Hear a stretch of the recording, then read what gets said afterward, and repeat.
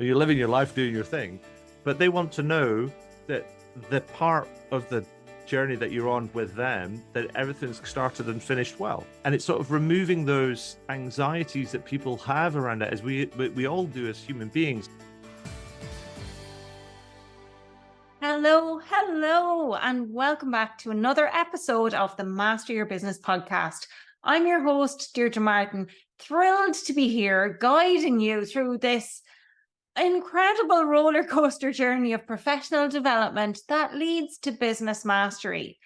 Our mission here is to keep our focus firmly on you and your growth, you and your needs, as we unpack the intricacies, the complexities, the trends and strategies, all within the crazy world of business. And today we've got an episode that I've been seriously so excited to record. We're getting into the heart of your business, focusing on how to wow your customers from the inside out, spotlighting the two essential cornerstones of every successful business, in my opinion: customer service and customer experience. And you have to remember, without customers, we don't have a business. Our business does not exist without customers. Now, before I get into the episode, let me ask you to keep an open mind, and here's why. Back in 2014, I studied customer experience management, and let me tell you, it was nothing short of a life-altering revelation. And I mean that. I went into it not with a closed mind, but with thinking, I've 16 or 17 years of experience in customer-facing roles. I've had customer, service training or whatever. I'd worked in call centers, I'd worked in bars, restaurants, banking, I had worked in news agents, you name it. And I thought, okay, there's not much more I'm going to learn here, right? But wow, was I caught off guard in terms of the depth and breadth of what I actually didn't know. And that experience has led me to be here recording this episode today. That's what I mean by life altering, right? The realization that I had then is why I want you to keep an open mind when you listen to this episode. But here is a simple reason why.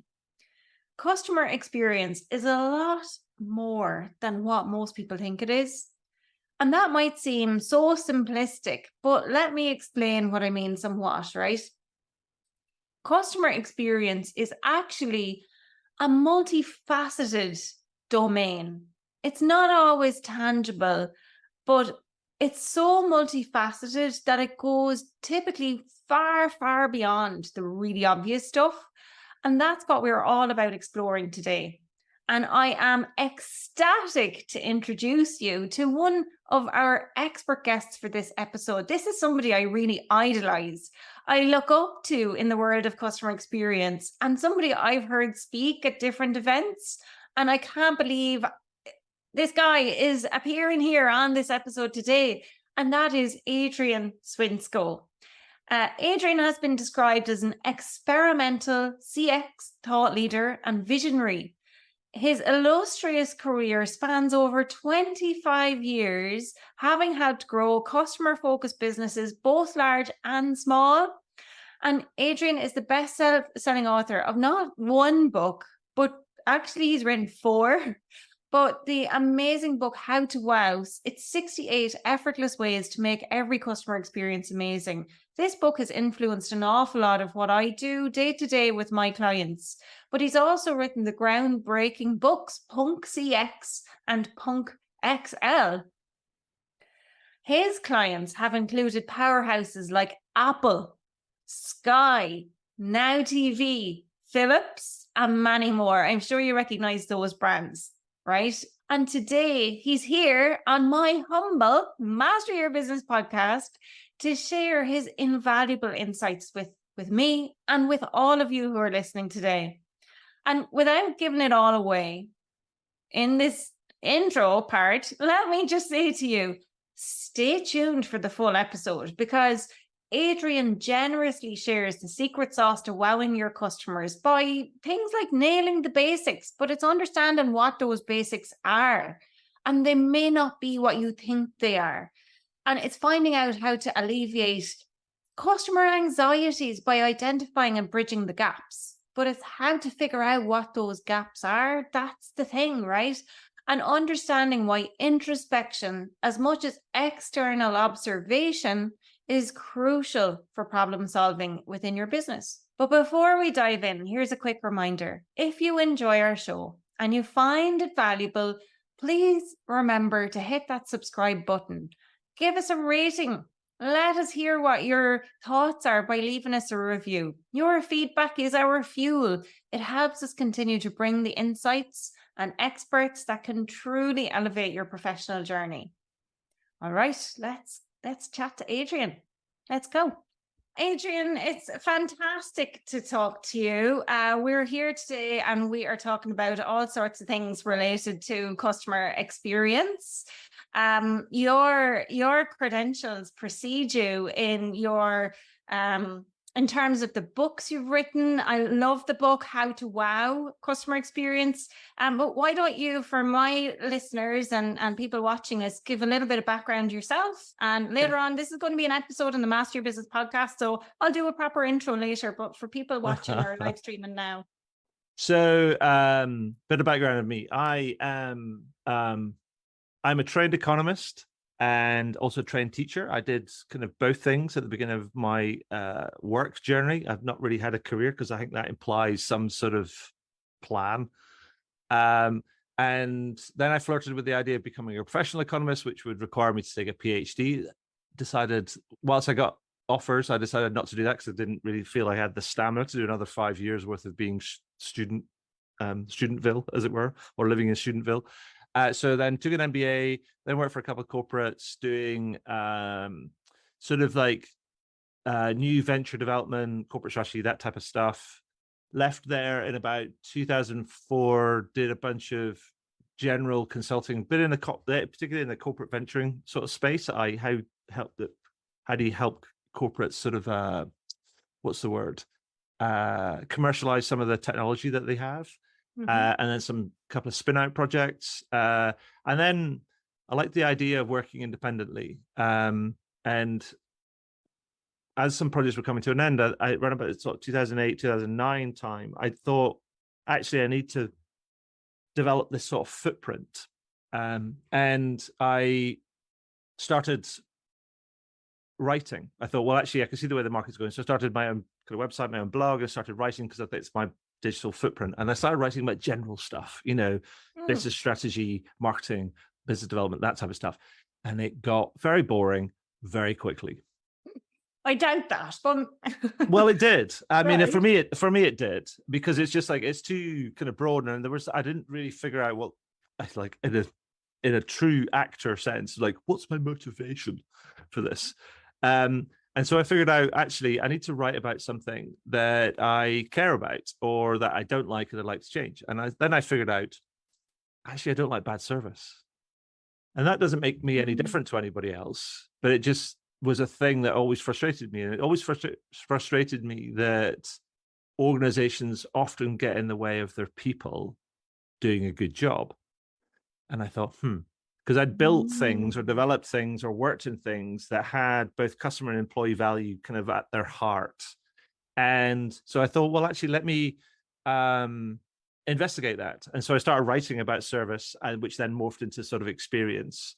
And that was back in 2008, 2009. And we're now sort of like 15 years later. And I am 4 books in. I've had a Forbes column for like 10 years. I'm running a podcast now since January 2011. So it's like just over 12 years old.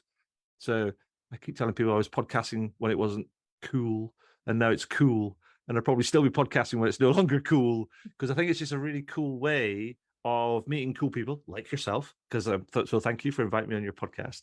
And it gets me to explore all of these different sort of things, and also shine a light on stuff and people that are doing cool things or have cool ideas. And so the long and short of all of that is that my work then falls into sort of 3 spaces, and I call it, it sounds quite trendy. It's like IAI. Okay. So, and what that stands for is I'm an investigator, and an agitator and an instigator all around better outcomes for customers and our employees and businesses. And so I do research and writing on service and experience. I advocate for people. I try and promote sort of like the things that I like, but I also help a bunch of companies achieve their own better outcomes along the way. And so that's a not so short but brief intro to me. Amazing. Oh my gosh, like what an accolade to have there as well with all of the experience and everything you have, Adrian. And I have read one, if not two, of your books. What are the names of all four? So just for anybody watching, they can check them all out. So the first one is Rare Business, and that's no longer available. It's sort of out of print. But then there was How to, so that came out in 2010. Then there was How to Wow, that came out with Pearson, that came out in 2015, 2016. And then there are these kind of two ones, which are much more colorful. There's the Punk CX one, which came out in 2019. And then there's the follow-up Punk XL, which came out in 2021. And you might like this. I don't know if you've seen them. They're like full color. They're like a fanzine. So it's really short and punchy and full of color and graphics and a little bit of profanity. Which is good. I think sometimes you have to be a little bit prolific as well. I've actually just been writing a post about that for my social media content for when I'm going to be away on annual leave. And you can't sit on the fence. You have to be one way or another, right? Well, that's it. I think that's one of the things you got to make decisions. Otherwise, it ends up just being sort of blancmange for everybody. It's like you're not really making anybody happy or anybody mad. It's just people are just generally indifferent. They don't know what you stand for. They don't know what you're going to get. And and I think that's the thing that many companies fall into the trap of, is not making decisions. Yeah. And when speaking of the books, right, and How to Wow, that has influenced me quite a lot in terms of some of the experiences that I give my clients. And a lot of the companies and entrepreneurs that I work with, Adrian, they're solopreneurs or maybe they have small teams. And what I'd love to know is, let's say, just to give them some context if they haven't read the book yet. Yeah. What was the background behind that? Was there a particular experience or observation that led you to focus on that, or on the How to Wow piece? Like what brought you there? No, it actually, what's interesting is like most of the books, so I write almost in series. And so I kind of see things, and I write and explore sort of like stuff, and it all kind of comes out in this, it's like a dribbling hose pipe over the course of kind of the years. And every now and again, I take the chance to kind of always pull it all together and think about, well, can I synthesize that into something? And the How to Wow was a process of synthesizing and updating and adding to and kind of formatting sort of stuff that I had been writing about for a while. And it's sort of repackaging, because it's kind of crazy to think that people will be following you ad infinitum, as it were. And so repackaging and synthesizing up in a way that makes it more and easily consumable made a lot of sense. And so the How to Wow was that just a synthesis, but it's also based on research and stories and case studies and interviews and just psychological insights and things that people have done that have just been very straightforward but very clever. Like, for example, one of my favorite stories from that comes from a guy that set up this firm called Big Ass Fans in the States. They have a brilliant name. And I've spoke to Kerry Smith, the founder and CEO, recently. He subsequently sold the firm and he's moved on.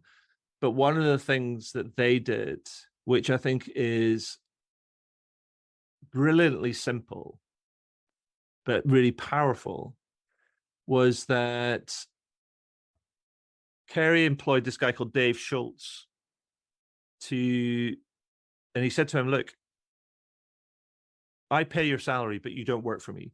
You work for our customers. Love it. And I want you to go out and talk to our customers and find out what they like, what they don't like, what needs changing, what needs improving, all these different things, and bring it back into the business, and we'll make those changes. And they did that, and they ended up building a team around it. So most people these days would default to sending out a survey, but that makes it really impersonal. Well, they were really interested in making that kind of that personal connection with people, and to show them that they're really listening and that they're willing to expend effort on their behalf to try and make their experience better. So they did that, and they built a team around Dave to do that. Now, that business grew fivefold over 6 years.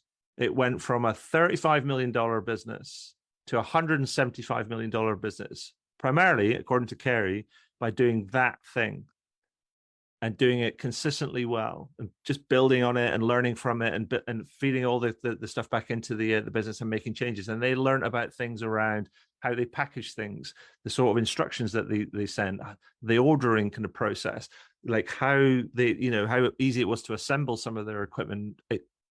From beginning to end, and it just impacted the whole business. And I think I keep telling people that story, and I first spoke to Kerry about that, I think it was back in 2014, so nearly 10 years ago. And I've never heard of a business that's repeated it. Wow. And I think the reason why is it's hard work.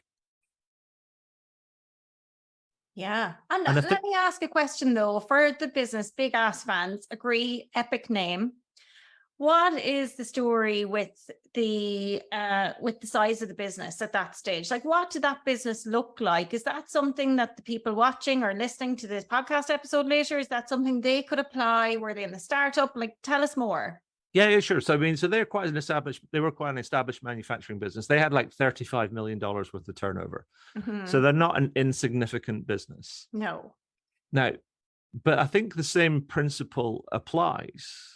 Like, whether you are a solopreneur or you are a small band of brothers and sisters or whoever it might be, and you're committed and passionate about what you do, then I think the thing that I like about that idea is that it wasn't just about the feedback that they were gathering.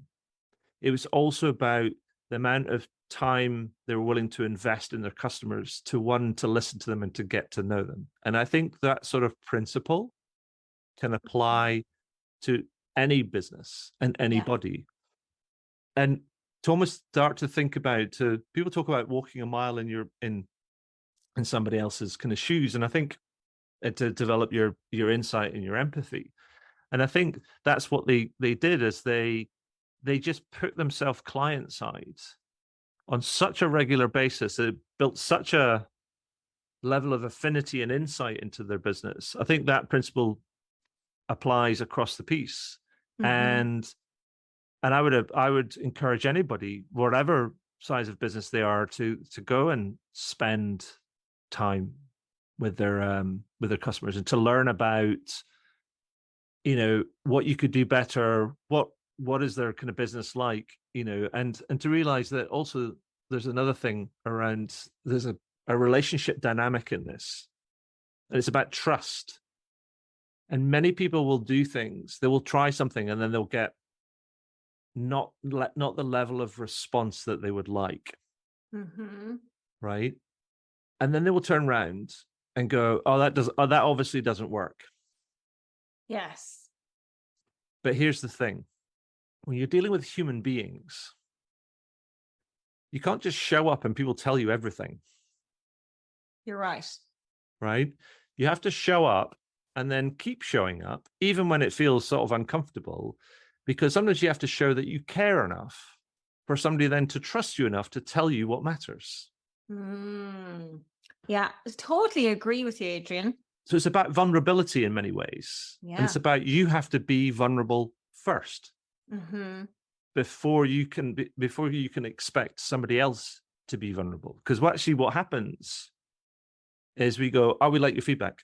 And you're like, You're expecting them to be almost kind of vulnerable. You showing up and you ask them for their feedback, and they're like, who is this person? And is this like a one-off thing? Or do I trust them? What they're going to do with it? Mm-hmm. And so Yeah. we have to think about that whole thing around, we need to build trust before we Yeah. can develop that sort of that open channel of engagement and transparency and candidness and all that good stuff. That makes complete and utter sense. And that's a message I'm always trying to drive home. And actually, in one of the first episodes we did on the Master Your Business podcast, we were joined by Simone Wilson, who works for Ipsos. And she shared loads of insights about how to gather qualitative information about your ideal clients for free. And I think, it's not for free, because you're right. The employer might be paying, or you might be trying to, you're not working with clients or getting money in. You're spending that time where you're going and having those conversations. But if you can take your turnover from X to Y, like big ass fans did, it's definitely a worthwhile investment, right? No, absolutely. And I think that's the thing, is like, we have to be careful that we don't default to digital and or technological solutions just because they're easy, because we're living in a very technologically heavy world, and we are almost programmed to pick the easy and the convenient sort of method. But sometimes that's not the best way or the most valuable way in the end. And it's like that Robert Frost poem. It's like, I took the road less traveled because it was more interesting and rewarding and more valuable. And that's the thing, is like, when people are zigging, then you might want to think about zagging. Oh, that's a book by Marty Neumeier, Definitely need to check that out. But you're totally right. And one of the things, Adrian, that I'd love for you to delve into, I'm just going to put you on the spot and ask you here now. And I know it's a while since you wrote the book, but I'm sure you get asked this a lot. So let me see, right? For the people watching who've never read How to Wow, and don't know what the principles of it are, if you could just pick 3 or 4 of those for them to take them away and action them in their business, where they're solopreneurs, or, as I say, have small teams, what would those top 3 or 4 be? Okay. Which ones should they focus on? What are the most crucial? So the first thing is that the How to Wow, the book is not about wow service. That's the first secret. Because again, that's the thing. It's like, wow service isn't necessarily what you think. It's not surprising and delighting people. It's about knowing and understanding and getting things kind of right, when they're required. So at the very, very heart of the book is this idea, is that doing the basics well and doing them brilliantly, but not necessarily, but it's not what you think they are. It's about what your customers think they are. So, for example, here's like a small business example, and also small business, and possibly like a consumer related sort of thing. So many of your listeners will have gone through the house buying process, or even the kind of the house renting process. But let's kind of say it's house buying. And we know that it takes a long time. But what often happens is that you get to the end of a week, when you're in that sort of buying process, that you've made an offer, it's been successful, and you're going through all that paperwork sort of stuff. And you're sort of just keeping your fingers crossed that everything's going to be fine. But when you get to the end of the week, you don't get an update from your solicitor, your lawyer, and then you end up waiting to see what's going to happen the next week. Now, how easy would it be for your lawyer to turn around, or your solicitor to turn around and send you an email and go, "Now, Deirdre, just to kind of keep you updated, everything's on track, no need to worry, we've got X, Y, and Z that expect to happen next week, go and enjoy your weekend." Yeah. How would you feel about that? Amazing. Oh my gosh, your weekend would be just so much better, because you're relaxed, you know where everything is. And like what I'm hearing, reading between the lines in that, and not paraphrasing directly, but so what I'm hearing is the basics are the things that people don't know that they need or expect, but Yeah. doing them so that they don't notice they're missing. No, absolutely. So it's that sort of idea. So you think about, put yourself in the shoes of your clients and go, think about the things that they might be concerned about at certain points in time, and ask yourself, what do you do? Yeah. How do you respond? And now, if you go, oh, they're probably concerned about that. Or if I was a client and I was waiting for that, then I might appreciate an update just to let me know, thumbs up, everything's on track. We'll see you tomorrow, whatever it might be. And those little things are important. It's a bit like, and it seems to happen in cultures around the world, when it doesn't matter what age you are, like say you go and visit a relative or something, and then you arrive and then you visit and then you leave and they go, text me when you get home so I know that you get home safely enough. And you're like, you don't speak to them for months on end. You're living your life doing your thing, but they want to know that that the part of the journey that you're on kind of with them, that everything's kind of started and finished well. And it's sort of removing those anxieties that people have around it, as we all do as human beings, and this translates into business. So my challenge would be to say is like, what are the little things that you can do that might just reduce some of these anxieties or fill in some of the gaps that would go a small way to sort of building the relationship. Because a lot of the time, we can learn from our own experience in relationships. And you know, the phone call here and there, the text message, the kind of the cards, like all these different sort of things, all these little touches can make the difference, because it means that actually I'm keeping you in mind. Yes. You're important to me, and therefore I'm doing this. I am thinking about you. Now, you might turn around, Deirdre might turn around and go like, I don't really care. Doesn't really matter. Because you're showing that you care. And that you're showing that you care about their experience and the service that you provide. Some people go like, oh, it's a small thing. Yeah, but small things, lots of small things add up. Exactly. Yeah. All these little touches. Like another example, because this takes a little bit of an inconvenience. I remember, this is like a non-technical example. I remember going to a hotel once, and I arrived late at night and arrived in a cab, got my bags out, met at the door by the bellhop. They said, look, fine, I'll take your bags. I'm like, oh, yeah, okay, fine. And they said, like, can I have your name? And we'll make sure I take it up to your room. And I didn't think anything of it. I was like, fine, that'll be fine. That just means I don't have to drag them in.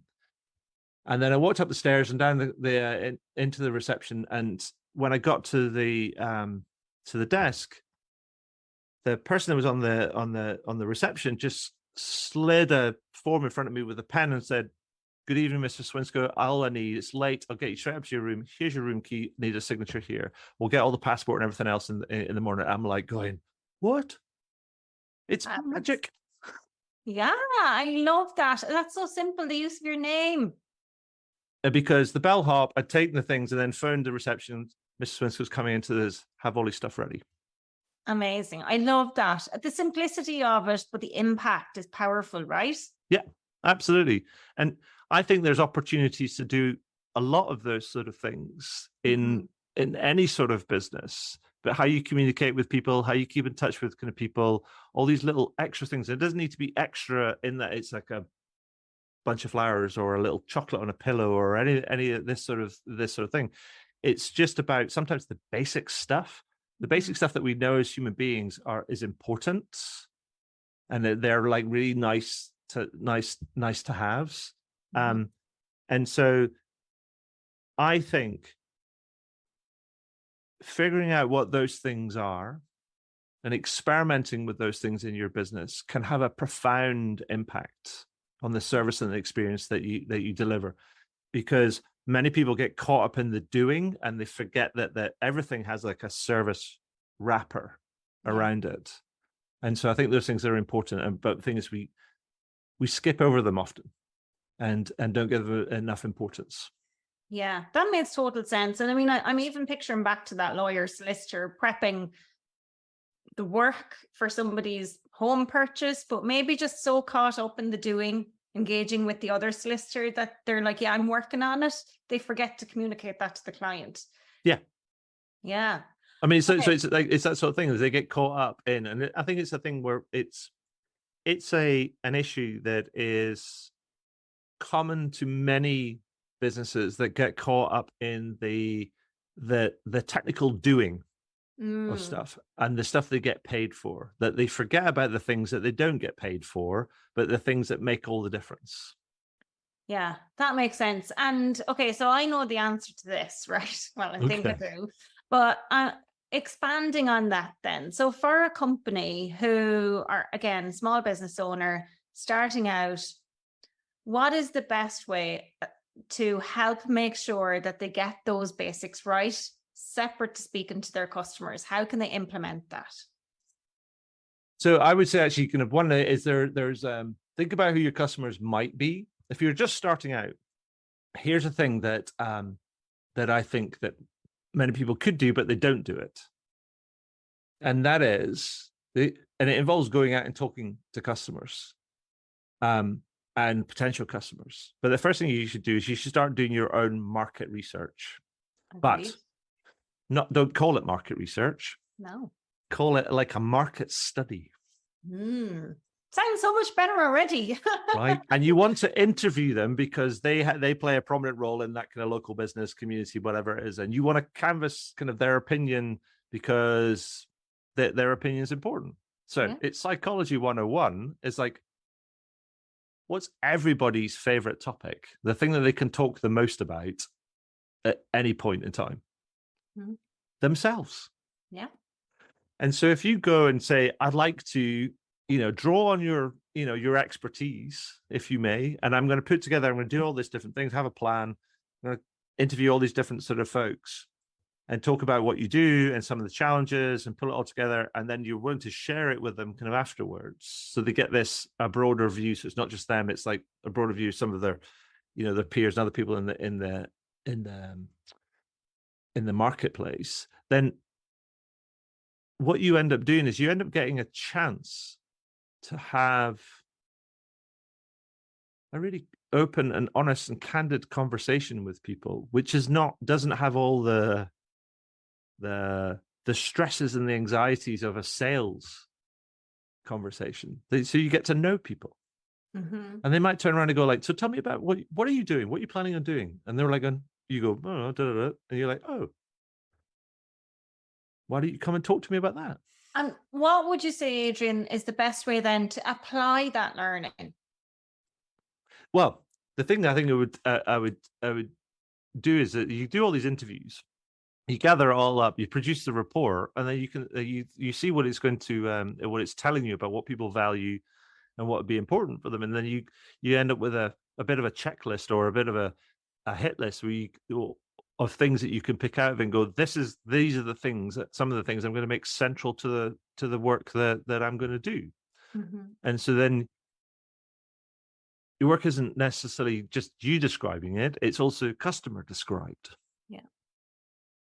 But one of the challenges is that people won't do something like that or something similar or akin to that because it doesn't strictly fall into the marketing or the sales bracket. It's sort of an indirect way of doing things where you're coming at things sort of indirectly, but actually because you're focusing on understanding and relationships, and actually that might drive interest and demand and conversations. Yeah, it does. It's happened to me twice. Yeah. Right. I'm always encouraging people to do that. I encourage people to do that at the start of a brand strategy part, because there's no point building a brand until you're clear on your customers and their pains, needs, wants. What do they pull their hair out and lose sleep over is, that's what you're trying to figure out. And if it's the things that you're doing, well, that's not good, Sure. So it's figuring out what would make them pull their hair out and make sure that you don't do that in your business, right? Yeah. And is there anything else on that then that they can do to apply all of those learnings and make sure they're really getting those basics right? Well, that's a good question. I mean, I think the thing that the one thing I would say is that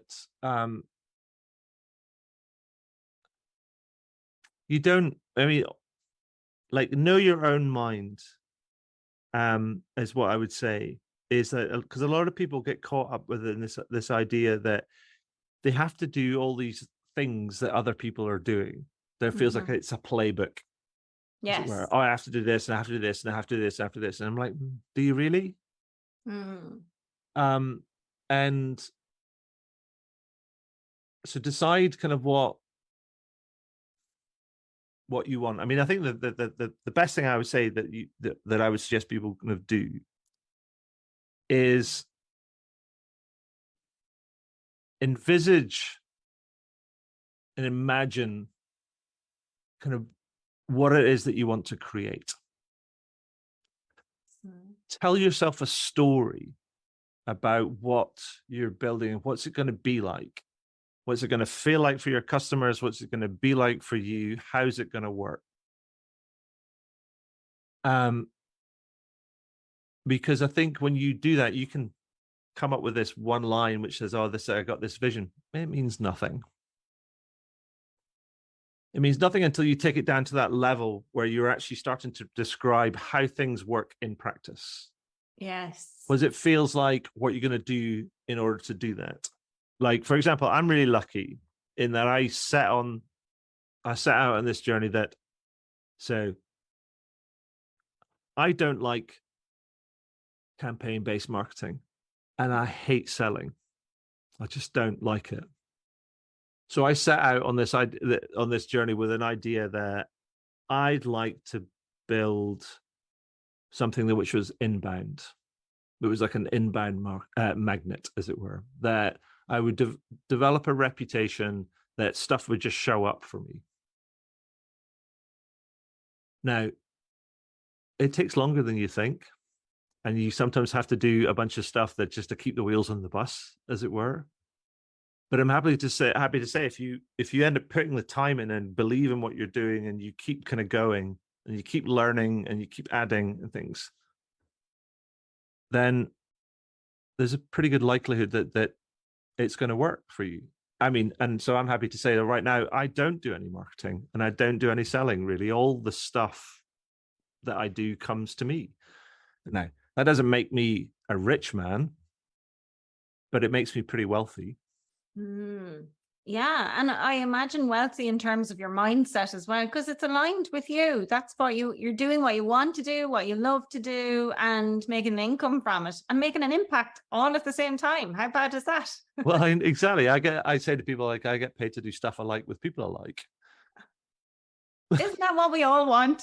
So I sometimes have to go, like, I have to pinch myself every now and again and just go, really? But no, you just work hard, stay focused, do the things that you believe in, keep trying to help kind of people, do stuff that's of value, play the long game, be empathetic, be kind of like care about kind of people, want to understand how things are and what you can do to make things different, and also being able to say, no, I'm not going to be able to help you, but I might know somebody who can. Will. I completely agree with you. I've done that often, actually, with people who have come to me for different things and I've sent them elsewhere. I think morally it's the right thing to do as well. But equally from a customer experience and my perception of that, Adrian, is that if they're not 100% going to be a good fit for you, or, you know, the problem that they have, you don't have the exact solution to, and it's not within your remit or wheelhouse to figure it out, well, you're going to lose your mojo to a certain extent. And that experience, the basics are going to be harder to get right. Mm-hmm. Absolutely. And I think that's it is the thing. It's just like, it's the other thing I've learned is that it will always take longer than you think. Yeah, my coach says that we overestimate what we can achieve in the short term, but underestimate what we can achieve in the long term. Yeah. So be clear what you want to do, be clear what you want to be, what you want to build, get going, keep going. Even when it's hard, do it. You know, keep doing it. So here's a confession for you. I love it. I find writing really hard sometimes. So almost like 9 times out of 10, it's a hard process for me. It feels really masochistic. It feels like I'm like whipping myself with the birch twigs. Every now and again, you have an idea and it's like, okay, done, it's out. But often I have to wrestle with things to get them in the way that I want them, in the message that I want to say. And I do it for two reasons. One is that I want it to be good enough to me to be able to explain things in the way that I want to explain things and knit it all together. I think that I deserve it, but also people that might want to read it deserve it sort of too. But even if it's hard, I continue to do it. And because I think it's worth it. I actually enjoy the outcome. It's a bit like training for a marathon. Well, I imagine it's a bit like training for a marathon. My wife would be a better judge of this. She didn't like the training, but she liked the marathon, or the end of the marathon, as it were. Yeah. And for me, I like the outcome of it, the finished kind of product. Sometimes the process is hard work, but just because it's hard work doesn't mean to say that it's not worth it. Because nothing that's ever good or great is easy to come by. Agreed. Yeah, completely agree with you. 100%, Adrian. Okay, so I'm sorry I interrupted you and brought you down a little tangent in terms of those 3 or 4 things, but I just had to delve into that. And I think you've probably given 3 or 4 more, but just if I could focus your mind back to that question to see if there are anything else. So I think what I was asking you was, from the book, are there 3 or 4 concepts essentially that small business owners can take and apply or should focus on? They're really crucial right now. So the basics was right. So I think the thing that I would say is like, so the book is built around a sort of a framework. So it's a bit of a customer journey framework, which goes awareness, engage, serve, retain, refer. And you can think about those things as different sections, and then there's an inner flywheel within that, which is communicate, motivate, and lead. And so I think the point of it is that you can think about your customer journey, but you also need to think about the internal workings of your kind of firm, because your external service is only ever going to be as good as your internal service. And how you work together and how you help each other kind of help your customers kind of succeed. And so I think that's the book is based around that. Now, you put me on the spot, and that there's 68 different sort of things, and I'm let me bring you down another rabbit hole there based on what you said, because I think that's really interesting. Like, the external service to your customers is only going to be as good as the internal communication processes, everything. But in your experience with the companies you've worked with, which are they inclined to spend most time on, or, you know, make mistakes with? Is it the focusing too much internally, focusing too much externally, or, you know, getting that balance? Like, what's that like? Well, I think the thing that people generally focus on is, when they think about service, they think about external service, and they forget some of the inner workings, and that becomes a mistake. So it's a bit like polishing your car, but not having the engine serviced. It's a bit like, it looks nice, but it don't go, you know? But the other thing I was going to say, actually, really, particularly for a smaller business audience, one thing I would say that around that sort of that journey around sort of awareness, engage, serve, and then retain and refer, the bit right at the end, referrals, that's really important for smaller businesses, particularly solo entrepreneurs. Yeah. Now, here's the thing I would say to them is that, yes, you want referrals, you want to generate testimonials, you want referrals, you want introductions, you want all of these different sort of things. Here's the thing I would say to people that they should pay attention to, and it's the idea is that these things, they can happen by magic, just happen. But if you ask most people, like, how would you refer somebody to somebody else's business? Most people will be like, I don't know. Because it's not necessarily as easy as we think it might be. So sometimes if you want to generate referrals or you want to generate introductions, sometimes you have to think about, well, how can I make it easy for that person to refer me or to introduce me or kind of whatever it might be.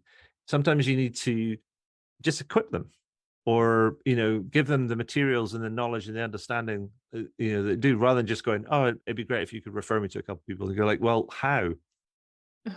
Or who? And who exactly? Yeah. And so that's something to think about, is like actually being more intentional about a referral program is something that's probably going to add and be kind of helpful. And then the other thing I would say is that people talk about loyalty and retaining customers, and there's all sorts of studies that show that businesses think that customers don't remain loyal to them because of price and quality issues. And that can be farther from the truth. Customers generally don't stay loyal to you based on the sort of the service and the experience that they get. And there was a study that was done some time ago, but I still think its results are relevant. And it showed that 90% of all loyalty is driven by 2 points on a customer's journey.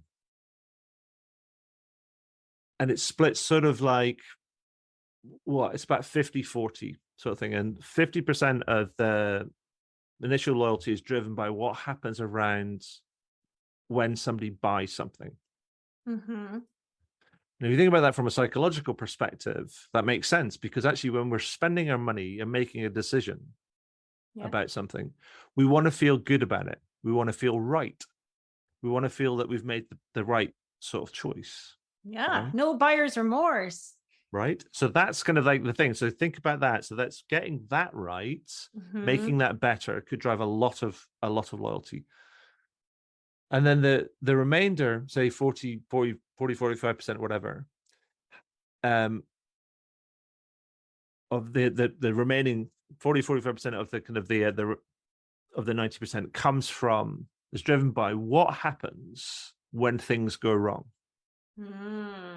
Because as human beings, we understand that things happen, things go wrong. And one of the things we don't like as human beings is we don't like risk and uncertainty and disappointment and failure and all these different things. And so when we stumble, we want somebody to catch us, to take away that risk. Problem is most people, when they think about loyalty and stuff, they think about rewards programs. Yeah. That's only about 10% of all of that. That's like the icing on the cake. If you want to drive real loyalty, it's like focus on what happens around the buying experience. Do you make people feel good and feel right about what they're doing?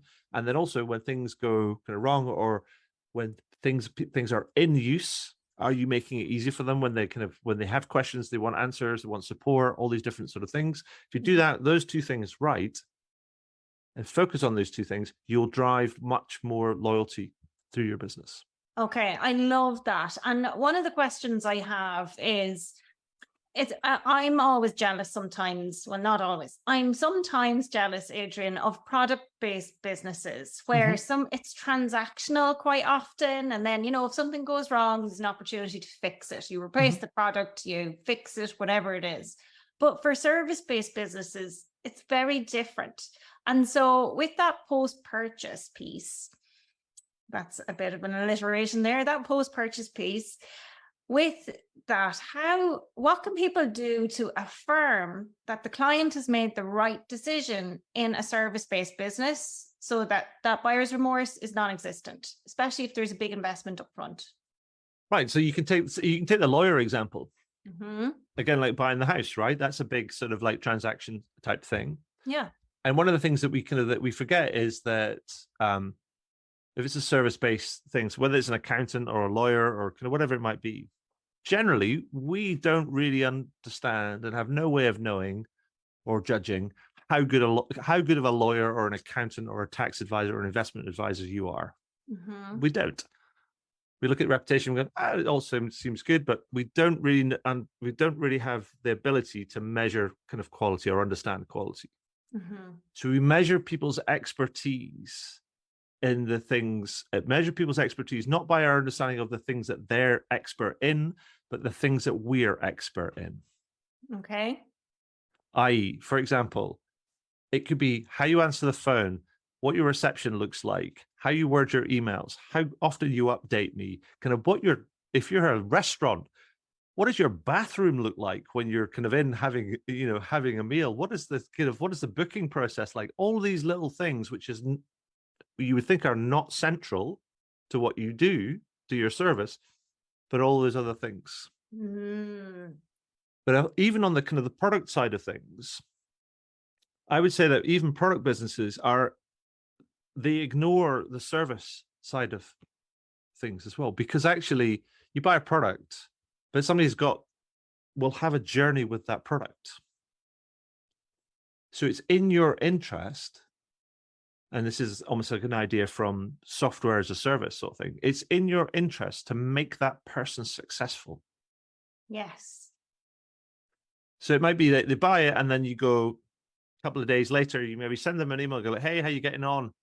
Here's some top tips for getting the most out of that product that you can have bought. Blah, blah, blah, blah, blah. Did you know this? Did you know this? Here's what somebody could have shared with us that they did, which is that's kind of cool. You might be able to use that. All of these things about being successful with a product. So people then maximize their use of something and then they go, oh, it's brilliant. The likelihood then, Baba, is that they'll talk positively and possibly more likely buy when they need something else. Or if somebody asks them about it, they're more likely, you should check out Deirdre's product company because they're brilliant. Mm-hmm. They're not just flogging your stuff, is that they're really interested in what you do and how you do it. Yeah, I love that. And that makes total and utter sense. And I know I'm caught for time, but I have so many things that I still want to ask you, Adrian. And I'm gonna bring you back to something that you touched on earlier when you did a bit of an intro, and you talked about digitalization, and a lot of companies may be focusing a little bit too much in terms of technology and digitalization in terms of customer experience. And there's so much happening around AI, and ChatGPT has taken the world by storm this year. And I understand how important it is not to lose the human touch, but what do you see in terms of trends that might emerge in 2024, 2030, in the next number of years? What's coming? So I think I think you'll get it's like what happens in most cases is that you end up with the mass market or the majority of people go, it's like a herd mentality down this one track. Mm-hmm. And then people get caught up about all these different sort of things and it becomes very hype driven. I mean, I would say the emergence of generative AI is absolutely a game-changing thing, I believe. Will it change everything? Who knows? We'll see. But what I would say to people is, yes, experiment, but I would say embrace the possibility and experiment with it, but don't get carried away by the hype. Yes. Because what we need to remember is that it's your business, and there's usually a person at the beginning of the process and a person at the end of the process. And we need to make sure that we apply the human touch and human ingenuity and creativity and sensitivity and all these different things at the most appropriate of places. And that might be that we go heavy on it, or we go in some places and lighter on it in other places. And a way to think about it, if I may, just before we go, is think about a chart, which is like a 2x2 matrix, but like say it's a chart. And if you have a vertical axis, which goes on the bottom end, it goes low tech. And then it goes to the top, it says high tech. And then the horizontal axis, it goes low touch to high touch. Mm-hmm. Right. And so you've got these different sort of quadrants. You have like a low touch, low tech, low touch, high tech, et cetera, et cetera.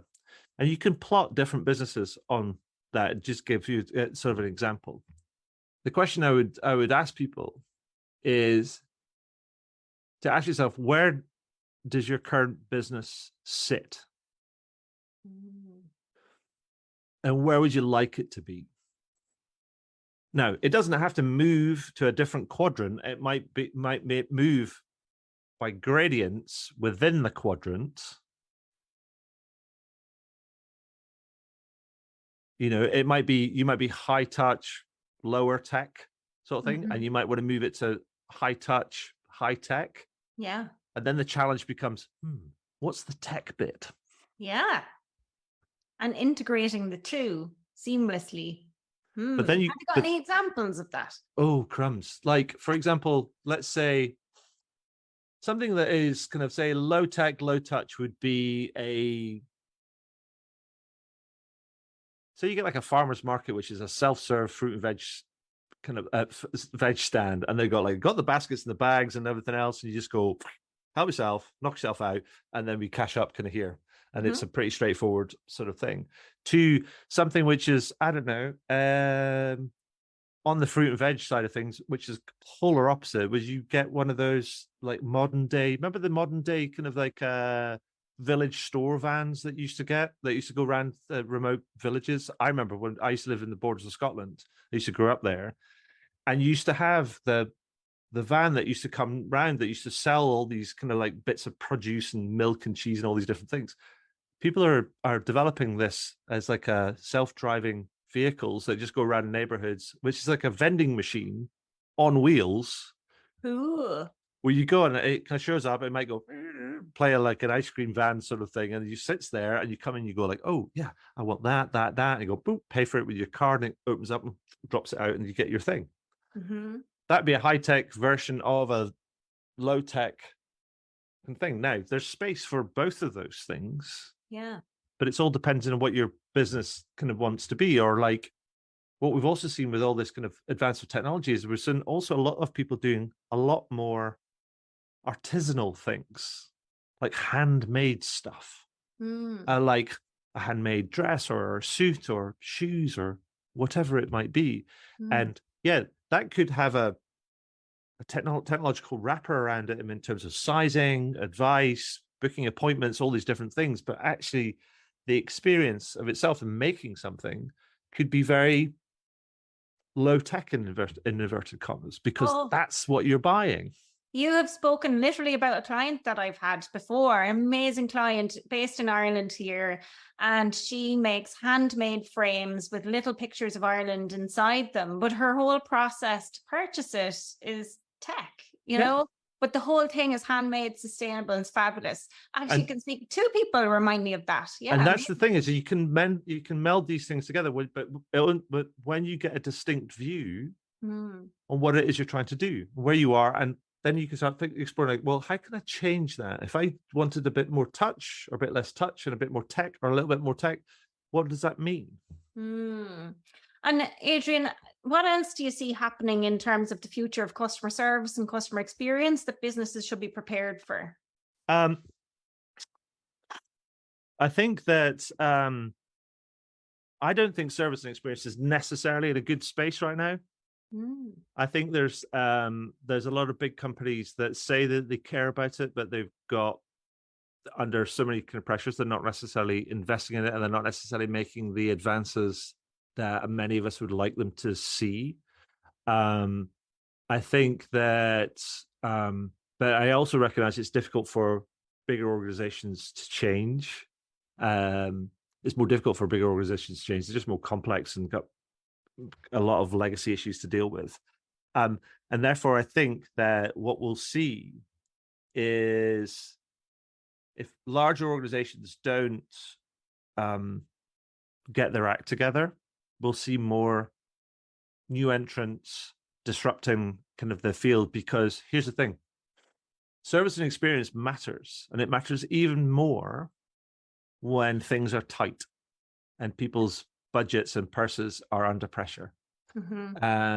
And so I think we'll still see a time where we'll still see innovation, we'll see disruption, we'll see kind of many of these established brands still getting knocked off their perches and stuff. And so there's room and space for smaller businesses to do good things if they get things right and they do things with enough heart and commitment and care.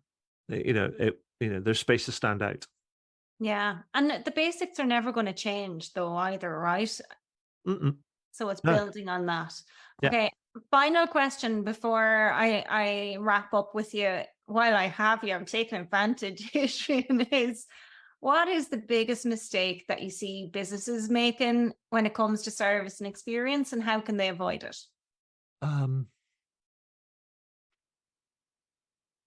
I would say that, okay, here's one thing. I would say that businesses get caught up in the idea that they have to, particularly when it comes to their customers and thinking about serving their customers, that they have to keep adding things to it, like adding channels, like, well, we need to be on social, or we need to have a chat bot, or we need to kind of this and that and the other, all these different things.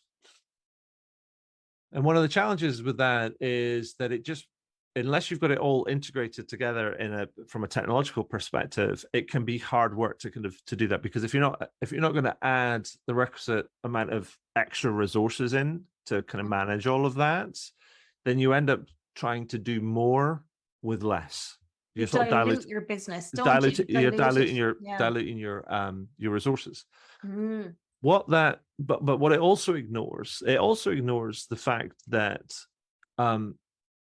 we know as human beings that we will travel for better service and a better experience. We'll pay more for a better service and a better experience. Yeah. And we do this in the physical world. Here's the thing, is that we will also do it in the digital world. So we will travel. It's easy to travel in the digital world. It just means going to a different tab. Think about it this way. How many channels does Amazon serve its customers over? Gosh. Well, they have, as in omni-channel, so they have website and app, right? Just two? That's it?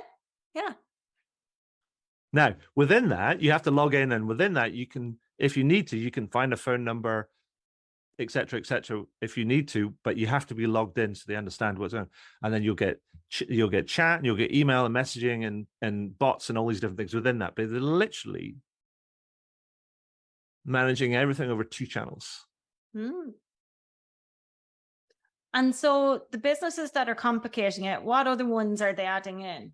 Well, they're kind of, what they're doing is that the interesting thing about Amazon sets its stall out and goes, here's what we do, here's where we are. If you want it, you can do it. Oh, by the way, you have to be logged in so we understand what's going on all of the time if you want to buy it. So as soon as you log in, they have got all of your order history and everything else. As soon as you reach out to them, go, hey, it's all there in front of them. So they're controlling it. They're setting their stall out and saying, this is it. What many other companies do is they keep adding all these channels. Like, it's like, oh, we've got phone and email, and then maybe Twitter and Facebook and Instagram, and then a live chat and a bot with live chat escalation, and so on and so forth, right? And if you don't have all those things connected and people aren't kind of logged in, then you end up having to go through all this verification sort of like kind of process, and it just gets complicated.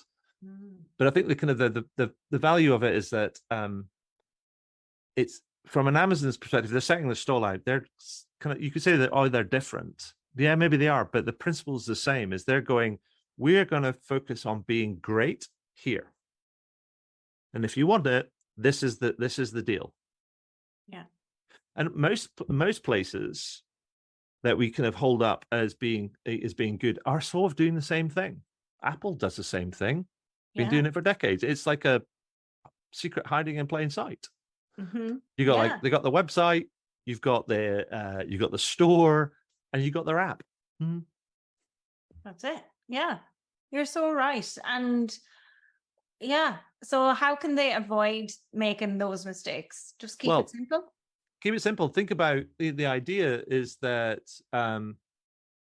there's a principle that says if you're adding a channel, adding something to your business, then you're automatically adding complexity to it.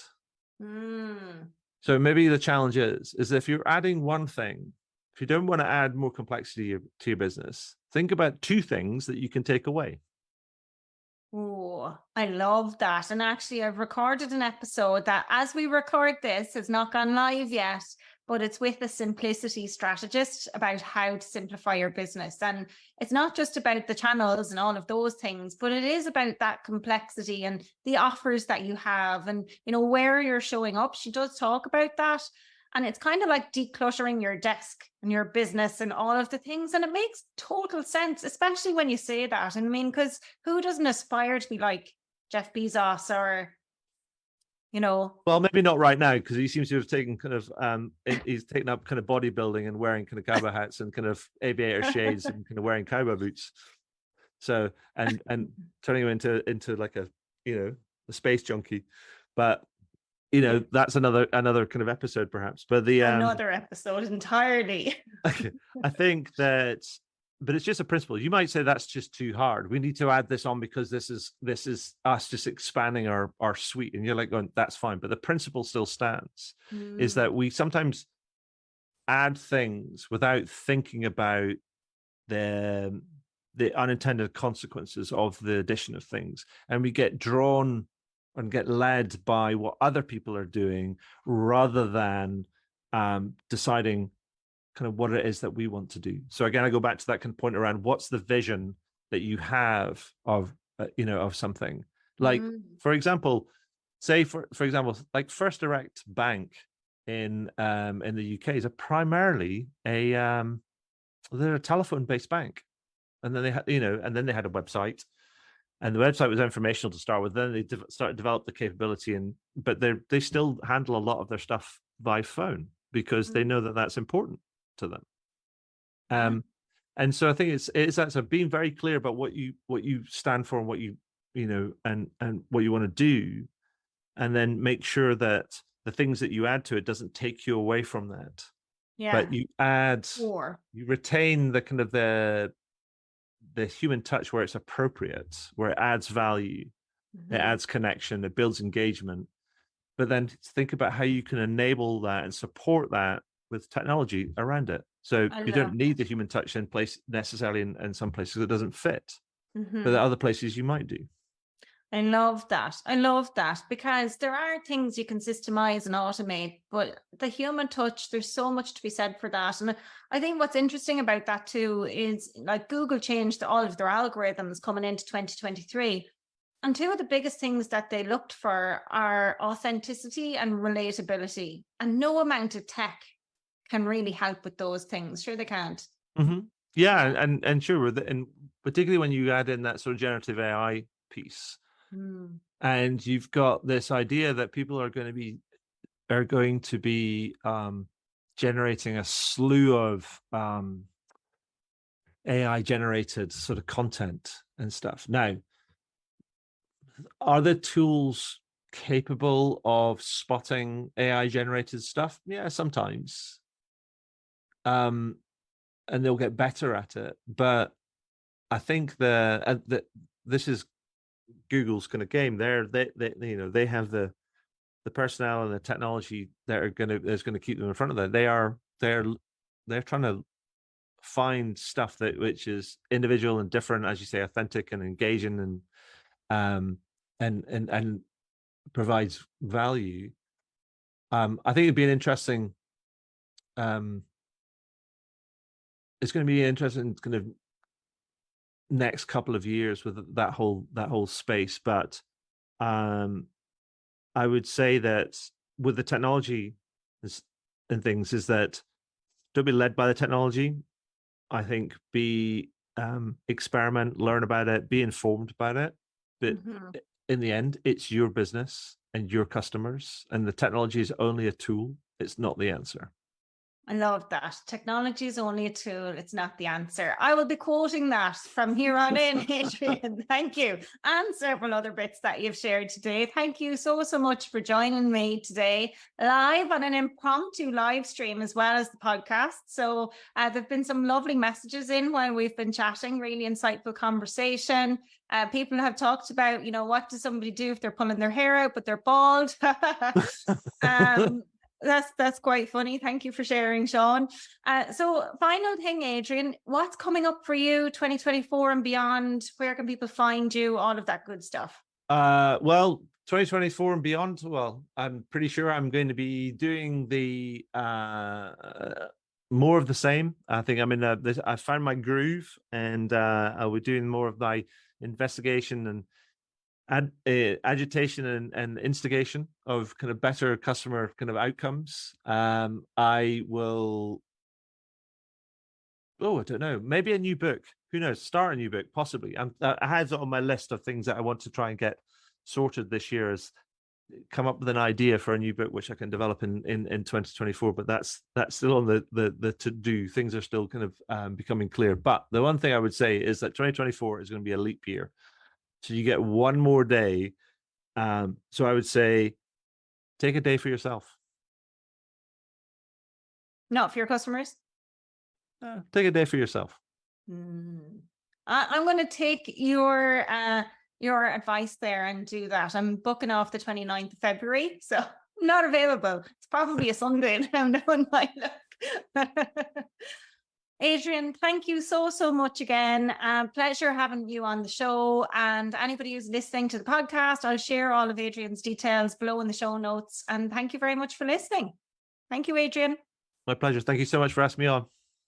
I don't know about you folks, but I am feeling inspired. What a roller coaster ride it's been today as we explored how to wow your customers from the inside out with the amazing Adrian Swinscoe. I hope that you, like me, are leaving this episode with a head full of insights and expanded understanding of the vast and intricate domain of customer experience. All of Adrian's insights are surely food for thought for all of us in the professional services industry. And the part that I'll be working on, I'm going to share it here with you for some accountability. The part that I'm going to be working on in my business is driving the loyalty by thinking about how I can improve that post-purchase stage. Thankfully, I'm not really needing to master the art of damage control when things don't go as planned, because they generally do. But I'm also going to focus on that aspect because I believe in having a plan and being prepared. There's nothing worse than being thrown off your game because something doesn't go to plan.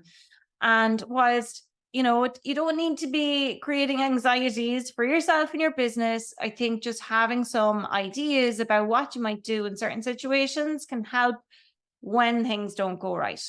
I'd love to hear what actions you're going to take, and feel free to send me a DM on social media or pop me an email and let me know. My email address is info@deirdremartin.ie. So my heartfelt thanks to Adrian for sharing his wealth of knowledge and experience with us. And of course, a big thank you to you, listeners, for joining us on this journey of mastery. Each episode of the Master Your Business podcast, it's a step forward on your path to whatever success looks like for you. And before you sign off, just a quick reminder, if you found value in this episode and you'd like to support our mission of supporting entrepreneurs like you, please hit that subscribe button. Give us a rating, leave a review.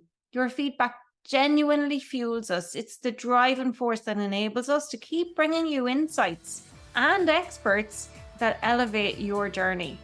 So until next time, keep that open mind, stay curious, and most of all, keep mastering your business.